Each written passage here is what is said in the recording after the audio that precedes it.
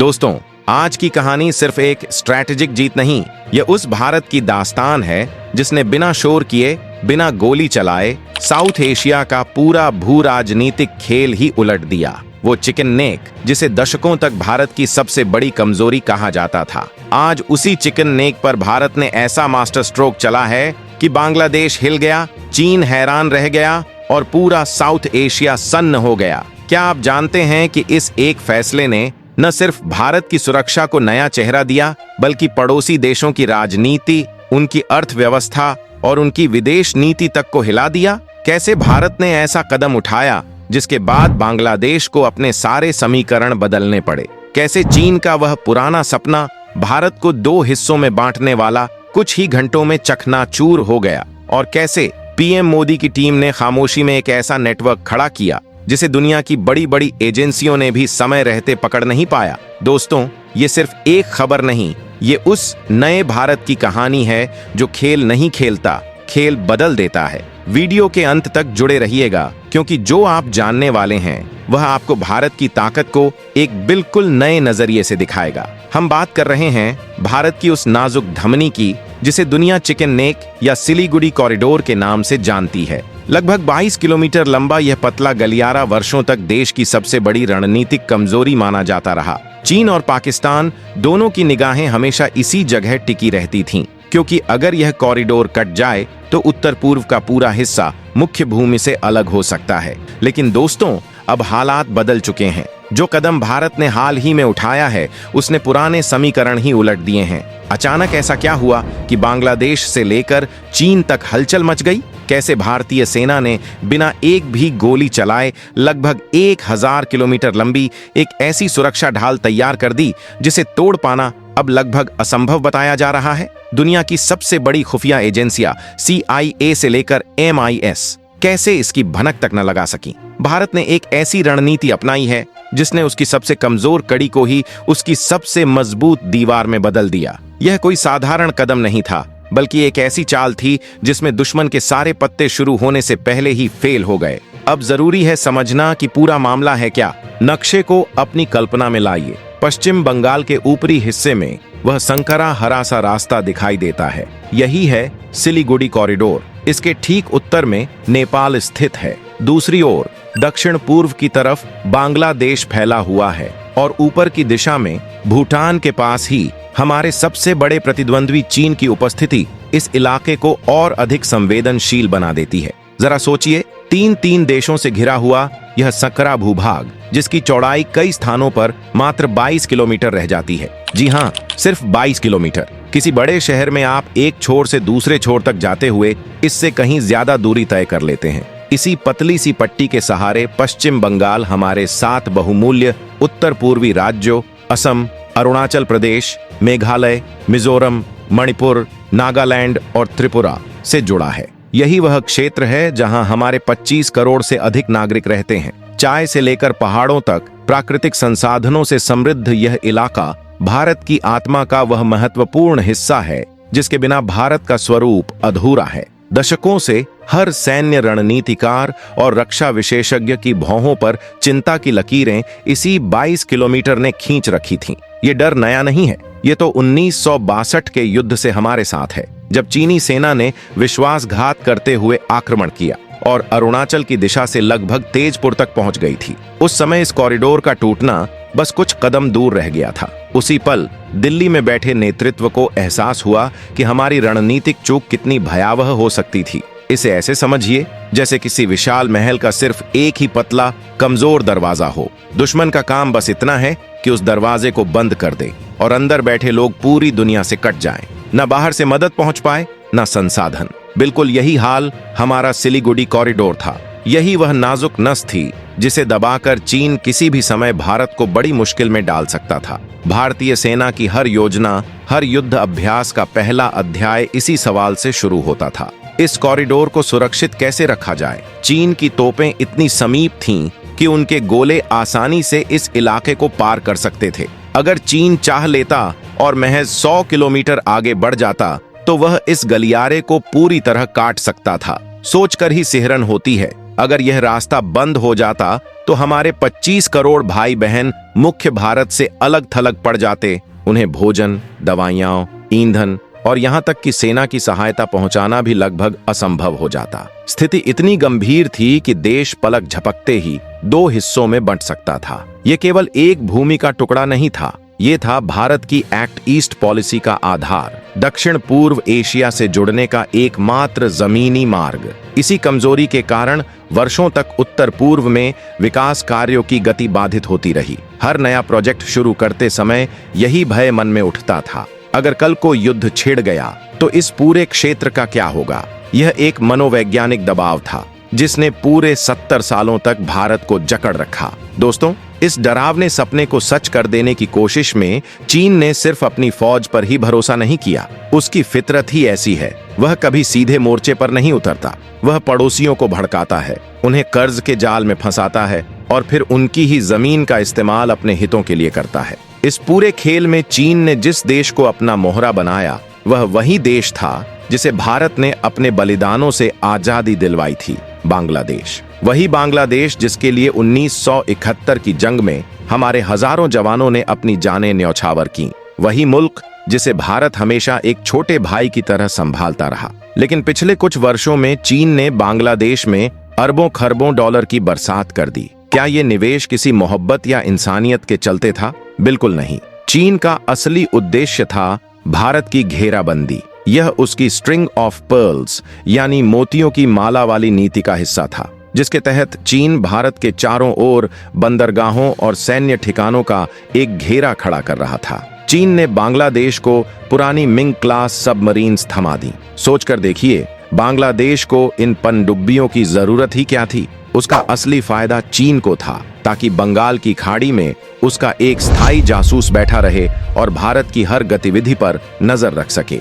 इसके अलावा चीन ने उन्हें फाइटर जेट्स, हथियार और सस्ते कर्ज भी दिए। चटगांव और पायरा जैसे उनके बंदरगाहों को विकसित करने के बहाने वहां अपने ठिकाने खड़े कर ली। बांग्लादेश की सरकार भी इन सस्ते कर्जों और मुफ्त हथियारों की चमक में बहक गई, बिना यह समझे कि यह एक गहरा डेट ट्रैप था। उन्हें लगा कि चीन की दोस्ती के सहारे वे भारत पर दबाव बना सकेंगे। वे यह भूल बैठे कि अगर भारत न होता तो उनका अस्तित्व भी न होता। चीन की belt and road initiative BRI Bangladesh के रास्ते भारत के ठीक बगल से गुजरने लगी। यह भारत की सुरक्षा के लिए एक साफ साफ खतरा था। चीनी कंपनियां वहां ऐसी सड़कें और पुल बना रही थीं जो सीधे भारत के चिकन्स नेक यानी सिलीगुड़ी कॉरिडोर के पास तक पहुंचते थे। खतरे की असली तीव्रता तब महसूस हुई जब डोकलम में भारत और चीन की सेनाएं 73 दिनों तक आमने सामने खड़ी रहीं। चीन भूटान के उस ट्राई जंक्शन वाले पठार पर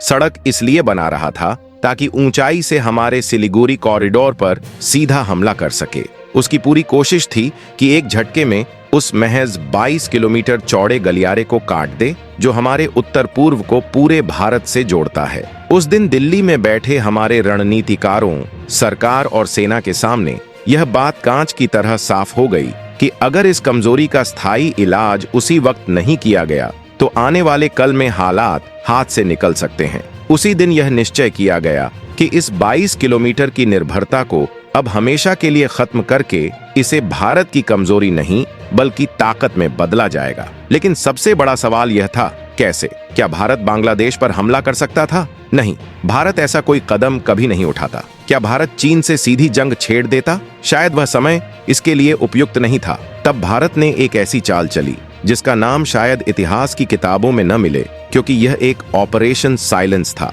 यह योजना तोपों, टैंकों या मिसाइलों पर आधारित नहीं थी। यह थी दिमाग, कूटनीति, इंजीनियरिंग, अर्थव्यवस्था और सबसे ज्यादा धैर्य की लड़ाई। भारत ने महसूस किया कि सिर्फ चिकन्स नेक पर निर्भर रहना एक बहुत बड़ी गलती है। इसलिए पहला कदम था एक बायपास बनाना। जैसे दिल की नसें बंद हो जाएं तो डॉक्टर बायपास कर देता है, उसी तरह भारत ने अपने नॉर्थ ईस्ट के लिए एक बिल्कुल नया वैकल्पिक मार्ग बनाने का निर्णय लिया। भारत ने तय किया कि वह अब बांग्लादेश के रहमो करम पर नहीं रहेगा। अगर बांग्लादेश को चीन की कठपुतली बनना ही है तो बने, भारत अपना रास्ता खुद बनाएगा। और यही सोच भारत को ले गई म्यांमार की ओर, जहां शुरू हुआ ऐतिहासिक कलादान मल्टी मॉडल प्रोजेक्ट। इसे याद रखिए दोस्तों, यह सिर्फ एक इंफ्रास्ट्रक्चर प्रोजेक्ट नहीं था, बल्कि चीन और बांग्लादेश के लिए पहला बड़ा कूटनीतिक थप्पड़ था। यह योजना क्या थी? भारत ने निर्णय लिया कि हम कोलकाता और हल्दिया के बंदरगाहों से समुद्री मार्ग द्वारा म्यांमार के सिटवे पोर्ट तक जाएंगे, एक ऐसा बंदरगाह जिसे भारत ने खुद विकसित किया और उस पर अरबों रुपए खर्च किए। वहां से कलदान रिवर के जरिए म्यांमार के भीतर और फिर सड़क मार्ग के जरिए सीधा भारत के मिजोरम राज्य में प्रवेश। ये लगभग 1000 किलोमीटर लंबा एक पूरा वैकल्पिक, मजबूत और रणनीतिक मार्ग तैयार हुआ। इसका मतलब साफ था, अगर कल को दुश्मन चिकन नेक को ब्लॉक करने की कोशिश भी करता है, तब भी पूरा नॉर्थ ईस्ट सुरक्षित रहेगा। चाहे राशन हो, दवाइयां हो, तेल हो या सेना, सब कुछ इस नए रास्ते से पहुंच सकता है। यह एक ऐसा गेम चेंजर कदम था जिसकी किसी ने कल्पना तक नहीं की थी। अब तक जो बांग्लादेश यह सोचकर इतराता था कि भारत उसके रास्ते पर निर्भर है और उसे ब्लैकमेल किया जा सकता है, उसका पूरा भ्रम टूट गया। भारत ने साफ संदेश दे दिया, ठीक है, तुम अपनी जमीन नहीं देना चाहते,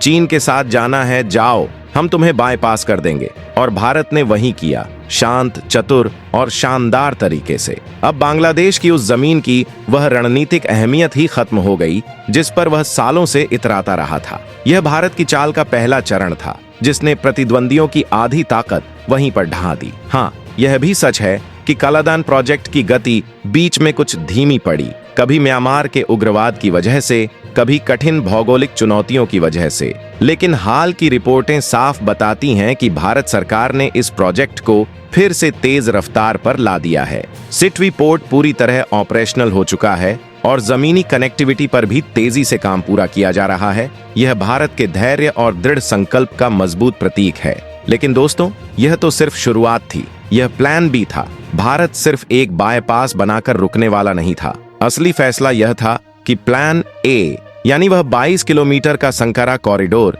इतना चौड़ा, इतना मजबूत और इतना अभेद्य बनाया जाएगा कि दुश्मन उसका नाम सुनकर भी सहम जाए। और यहीं से शुरू हुआ वह साइलेंट ऑपरेशन, एक ऐसा अदृश्य किला खड़ा करने का अभियान जिसकी भनक न मीडिया को लगी, न दुनिया की खुफिया एजेंसियों को। हम और आप जिसे साधारण विकास कार्य, सड़कों का निर्माण या कनेक्टिविटी बढ़ाने का प्रयास समझते रहे, असल में वह भारत का इतिहास का सबसे शांत पर सबसे निर्णायक सैन्य अभियान था।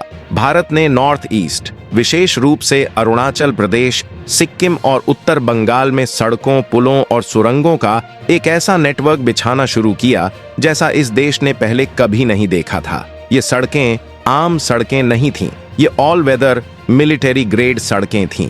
चाहे बरसों बर्फ गिरे, चाहे बारिश पहाड़ों को काट दे, इन रास्तों पर ट्रैफिक कभी रुकने वाला नहीं था। इन्हें इतना मजबूत बनाया गया कि इन पर T-90 भीष्म जैसे भारी टैंक, बोफोर्स, धनुष तोपें और मोबाइल मिसाइल सिस्टम कुछ ही घंटों में चीन की सीमा तक पहुंच सकें। पहले जहां कुछ रास्ते तय करने में हमारी सेना को 2-2 दिन लग जाते थे, जहां जवान कच्ची पगडंडियों पर घंटों पैदल चढ़ाई करते थे, अब वही दूरी 2 से 3 घंटे में पूरी होने लगी। सरकार ने सेला टनल जैसी इंजीनियरिंग की मिसाल पेश की। सोचिए, 13,000 फीट की ऊंचाई पर पहाड़ों को चीरकर बनाई गई यह सुरंग दुनिया की सबसे ऊंची सुरंगों में गिनी जाती है। पहले तावंग का रास्ता बर्फबारी में 6-6 महीने 6 मंथ्स बंद रहता था, जिससे हमारी सेना की आपूर्ति रुक जाती थी।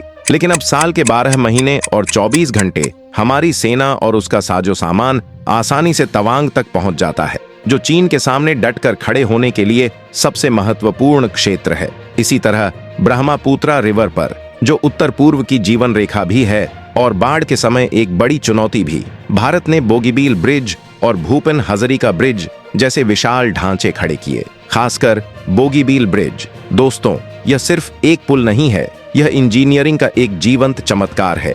इसके नीचे दोहरी रेलवे लाइन और ऊपर चौड़ी 3 लेन हाईवे बनाई गई और यह ढांचा इतना दमदार है कि जरूरत पड़ने पर इस पर हमारे लड़ाकू विमान, यहाँ तक कि सुखोई 30 MKI भी लैंड या टेक ऑफ कर सकते हैं। सोचिए जरा, ये सिर्फ पुल नहीं थे, ये आसमान के बीच बनाए गए वैकल्पिक रनवे थे जो युद्ध के समय अस्थायी एयरबेस में बदल सकते थे। लेकिन दोस्तों, यह सब तो वो चीजें थीं जो कैमरों के सामने दिख रही थीं, जिनका उद्घाटन हो रहा था। असली खेल, असली खतरा और असली ताकत उस चीज में छुपी थी जो दुनिया की नजरों से ओझल थी। वही ग्रे जोन ऑपरेशन, वही साइलेंट शील्ड जिसकी शुरुआत में हमने बात की थी। अब इसे समझिए, इंडिया बांग्लादेश बॉर्डर, खासकर चिकन नेक और उसके आसपास का इलाका बेहद पेचीदा है। नदियां, घने जंगल, दलदली जमीन, इन सब ने इसे इतना पोरस बना दिया कि कई किलोमीटर इलाके में दशकों तक लगभग नो मैन्स लैंड जैसा माहौल था। न भारत की सुरक्षा बलें आसानी से वहां पहुंच पाती थीं, न बांग्लादेश की। इस खालीपन को तस्कर, घुसपैठिए और दुश्मन देशों के जासूस खूब इस्तेमाल करते थे। चाइना की नजर भी इसी ग्रे जोन पर थी। उसकी रणनीति साफ थी, युद्ध की स्थिति बने तो इसी खाली जमीन के सहारे उसकी स्पेशल फोर्सेस भारत में गहरे तक प्रवेश कर सकती है। भारत ने भी फैसला किया कि यही ग्रे जोन अब उसकी सबसे बड़ी ताकत बनेगा, लेकिन अपने देश की सुरक्षा के लिए। यह कोई शोरगुल वाला ऑपरेशन नहीं था, कोई लाखों सैनिकों की तैनाती नहीं थी, जैसा कि कुछ सनसनीखेज चैनल बताते हैं। यह था inch by inch tactical advancement. BSF और आर्मी इंजीनियर्स ने रात के अंधेरे में विकास कार्यों व बाढ़ नियंत्रण के नाम पर धीरे धीरे अपनी चौकियां और ऑब्जर्वेशन पोस्ट उन जगहों पर स्थापित करनी शुरू की जो सामरिक रूप से सबसे अहम थीं। यह सब इतना शांत, संगठित और गुप्त तरीके से हुआ कि जब तक बांग्लादेश बॉर्डर गार्ड्स या उनके पीछे बैठे चाइनीज हैंडलर्स को स्थिति समझ आती, भारत उस क्षेत्र में एक नई, मजबूत और ऊंची डिफेंस लाइन तैयार कर चुका था। और दोस्तों, एक बात बिल्कुल साफ कर दूं, ये किसी और की जमीन पर कब्जा करना नहीं था। यह हमारी ही वैध लेकिन लंबे समय से खाली पड़ी जमीन पर भारतीय नियंत्रण को दोबारा मजबूत करना था। मान लीजिए, पहले हमारी चौकी नदी के एक किनारे थी और सामने के टीले से दुश्मन हमारी हर हलचल पर नजर रखता था। अब वही चौकी उस ऊंचे टीले पर है, जहां से हम दुश्मन की 10-10 किलोमीटर दूर तक की गतिविधि साफ देख सकते हैं। और यह सब करते हुए भारत ने न कोई अंतर्राष्ट्रीय कानून तोड़ा, न कोई संधि। इसे पूरी तरह border management, anti infiltration measures और अवैध तस्करी रोकने की पहल के रूप में लागू किया गया। जब बांग्लादेश ने नाम मात्र की आपत्ति जताने की कोशिश की, भारत ने घुसपैठ, तस्करी और आतंकवाद के वो आधिकारिक आंकड़े सामने रख दिए कि ढाका की बोलती बंद हो गई। भारत ने साफ कहा, हम अपनी सीमा मजबूत कर रहे हैं ताकि आपके इलाकों से आने वाली अवैध गतिविधियां, रोहिंग्या घुसपैठ और आतंकवादी तत्व हमारे देश में दाखिल न हो सकें। क्या आपको इससे कोई आपत्ति हो सकती है? आखिर इस चाल पर कोई क्या कह सकता था? भारत की यह वह चाल थी जिसका न तो बांग्लादेश और न ही चीन के पास कोई तोड़ मौजूद था। चीन खुद इस पूरी रणनीति को देखकर दंग रह गया। उसे भरोसा था कि भारत की सारी ऊर्जा और पूरा फोकस सिर्फ लद्दाख और अक्साई चिन्ह के तनाव पर ही लगा हुआ है। लेकिन भारत ने बड़ी चतुराई से पश्चिमी मोर्चे यानी लद्दाख को जानबूझकर हाई प्रोफाइल विवाद के रूप में बनाए रखा, ताकि दुनिया, मीडिया और अंतर्राष्ट्रीय विश्लेषक सभी उसी दिशा में उलझे रहें। इसी भीड़ शोर में असली खेल भारत ने पूर्वी सीमा पर खामोशी से और गजब की तेजी के साथ पूरा कर लिया। यह आधुनिक दौर की वह जीवंत चाणक्य नीति थी जहां बिना सीधे युद्ध के ही जीत हासिल कर ली गई। दुश्मन को वहीं बांधो जहां वह खुद उलझना चाहता है और निर्णायक प्रहार उस जगह करो जहां उसे शक तक न हो। जब जमीन और समुद्र के रास्ते पूरी तरह सुरक्षित हो गए, तब भारत ने तीसरा मोर्चा खोला, आसमान का। ये उस अदृश्य सुरक्षा कवच का सबसे खतरनाक और निर्णायक हिस्सा था। भारत ने पूरे नॉर्थ ईस्ट में, खासकर चीन की सीमा से सटे क्षेत्रों में, हर 100 से 150 किलोमीटर पर मौजूद पुराने एयरफील्ड्स को एडवांस्ड लैंडिंग ग्राउंड के तौर पर अपग्रेड कर दिया। पासीघाट, मेचुका, जीरो, टूथिंग, वॉलोंग, ये सारे नाम कभी अंग्रेजों के जमाने के छोटे एयर स्ट्रिप थे, लेकिन भारत सरकार ने युद्धकालीन गति से इन सभी को पक्का, लंबा और नाइट लैंडिंग के अनुरूप आधुनिक बना दिया। इसका मतलब बेहद स्पष्ट है, अब हमारे लड़ाकू विमान जैसे राफेल, सुखोई और विशालकाय ट्रांसपोर्ट एयरक्राफ्ट जैसे C-17 ग्लोब मास्टर और CA-130J सुपर हरकुलस, जो पहले दिल्ली, अंबाला या बरेली जैसे बेस से उड़कर सीमा तक पहुंचने में समय लेते थे, अब चीन की सीमा के बिल्कुल नजदीक सिर्फ 5 से 10 मिनट की दूरी से उड़ान भर सकेंगे। चीन ने यदि तनिक भी गलत हरकत की तो भारत का जवाब मिनटों में उसके सामने होगा, घंटों या दिनों में नहीं। ये पूरा ढांचा, पहला म्यांमार तक सुरक्षित समुद्री मार्ग, दूसरा जमीन पर चौड़ी और मजबूत सड़कें, पुल और सुरंगें, तीसरा ग्रे जोन तक नई रणनीतिक चौकियां और चौथा आसमान में एडवांस्ड हवाई पट्टियों का जाल, ये सब मिलकर लगभग 1000 किलोमीटर लंबा अभेद्य सुरक्षा कवच बन गया है। यह कोई जमीन पर कब्जा नहीं है जैसा कुछ लोग गलत फहमी में मानते हैं। यह वह वैकल्पिक, सुरक्षित और रणनीतिक नेटवर्क है जिसने मात्र 22 किलोमीटर की कमजोरी को हमेशा के लिए समाप्त कर दिया है। अब सवाल उठता है, इस सब का असर बांग्लादेश पर क्या पड़ा?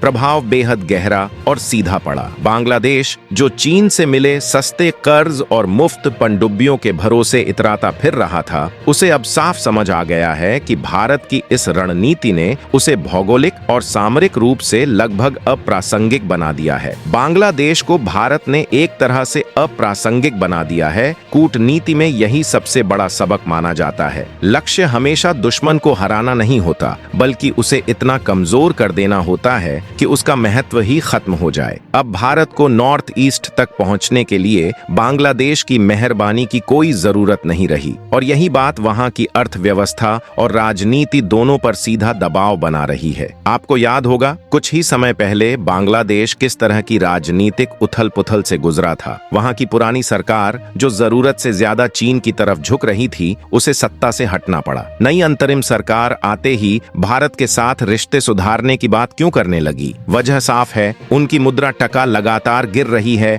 महंगाई काबू से बाहर है और विदेशी निवेशक जो चीन की पकड़ समझकर वहां पूंजी लगा रहे थे, अब मान चुके हैं कि इस क्षेत्र में असली स्थिर शक्ति, असली भरोसेमंद धुरी भारत है। यदि भारत खुश नहीं है तो वहां व्यापार करना आसान नहीं रहेगा। जो बांग्लादेश पहले भारतीय उत्पादों पर मनमानी रोक लगाता था, कस्टम में देरी करके परेशान करता था, वही अब भारत से व्यापार बढ़ाने की गुहार लगा रहा है। भारत ने बिना धमकी दिए, बिना आक्रामक बयानबाजी के सिर्फ अपने काम से बांग्लादेश को उसकी वास्तविक स्थिति याद दिला दी है। संदेश साफ है, दोस्ती करोगे तो साथ मिलकर आगे बढ़ेंगे, लेकिन अगर हमारे विरोधियों के मोहरे बनोगे तो हम तुम्हें किनारे लगा देंगे और तुम खुद ब खुद अलग थलग पड़ जाओगे। अब बात करते हैं चीन पर पड़े असर की। उसका वह पुराना सपना चिकन नेक को काटकर भारत को 2 हिस्सों में बांटने का अब हमेशा के लिए मिट चुका है। भारत का नॉर्थ ईस्ट अब लैंडलॉक्ड नहीं रहा, वह म्यांमार के जरिए सीधा समुद्र से जुड़ चुका है। जो कमजोरी समझी जाती थी, वह अब दुश्मन के लिए